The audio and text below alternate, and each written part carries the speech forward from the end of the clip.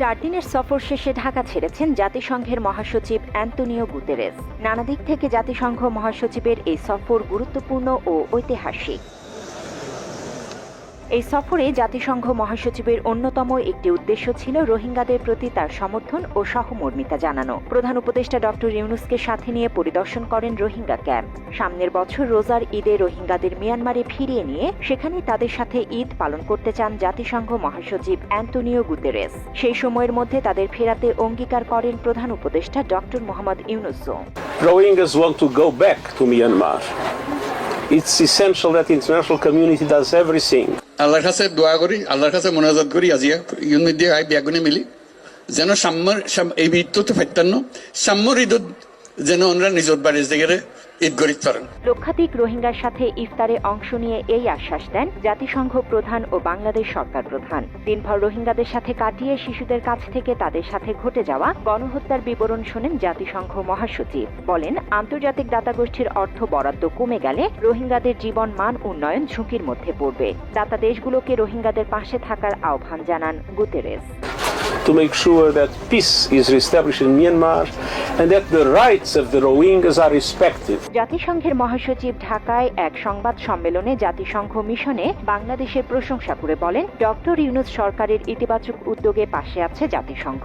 সেই সাথে আন্তর্জাতিক সম্প্রদায়কে বাংলাদেশের পাশে দাঁড়ানোর আহ্বান জানান তিনি। বাংলাদেশে একটি ক্রান্তিকালীন পরিস্থিতি চলছে। প্রধান উপদেষ্টা ডক্টর ইউনূসের নেতৃত্বে গণতান্ত্রিক বাংলাদেশের প্রতি সবাইকে সমর্থন জানানো উচিত। আন্তর্জাতিক সম্প্রদায়ের উচিত তার নেতৃত্বে একটি পরিবর্তনশীল বাংলাদেশকে সমর্থন করা, একটি সমৃদ্ধ বাংলাদেশের জন্য শরণার্থীদের অর্থনীতি এবং রাজনৈতিক সহায়তা অব্যাহত রাখতে আন্তর্জাতিক সম্প্রদায়ের প্রতি আহ্বান জানাবো। For both the refugees and their host communities. নতুন বাংলাদেশের সংস্কারের যে উদ্যোগ নিয়েছে অন্তর্বর্তীকালীন সরকার, সেখানে প্রধান সহযোগী হিসেবে ভূমিকা রাখতে প্রস্তুত আছে জাতিসংঘ। An immediate dignified return. বাংলাদেশে জাতিসংঘের মহাসচিবের এমন দীর্ঘ সফর দেখে দিল্লি যেন হিংসায় টগবগ করছে। রোহিঙ্গা ও বাংলাদেশের রাজনীতি নিয়ে জাতিসংঘের মহাসচিবের ইতিবাচক ভাবনায় উদ্বিগ্ন হয়ে পড়েছে ভারত। ভারতীয় গণমাধ্যমগুলোতে ছিল সেই চিন্তার ভাঁজ। জাতিসংঘ মহাসচিবের ঢাকায় আসার খবরকে আনন্দবাজার শিরোনাম করেছে, উত্তপ্ত বাংলাদেশে 3 দিনের সফরে রাষ্ট্রপুঞ্জের মহাসচিব। খবরের শিরোনাম দেখে মনে হচ্ছে বাংলাদেশে কোনো এক আগ্নেয়গিরি সক্রিয় হয়ে উঠেছে। জাতিসংঘ মহাসচিবের স্বাভাবিক সফরে ভারত কেন উদ্বিগ্ন?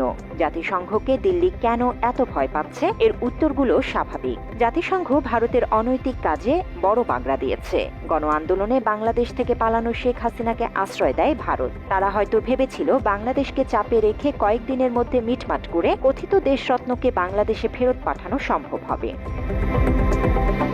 প্রতিটি প্রেস কনফারেন্সে বাংলাদেশ নিয়ে উদ্বেগ প্রকাশ করে যাচ্ছে ভারতের পররাষ্ট্র মন্ত্রণালয়ের মুখপাত্র।